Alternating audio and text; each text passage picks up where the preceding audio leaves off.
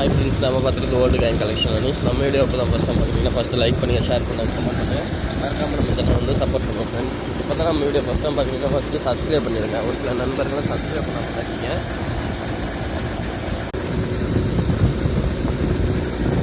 நம்ம இப்போ இந்த ஓல்டு கேங் கலெக்ஷனை கலெக்ட் பண்ண தான் ஃப்ரெண்ட்ஸ் போய்ட்டுருக்கோம்.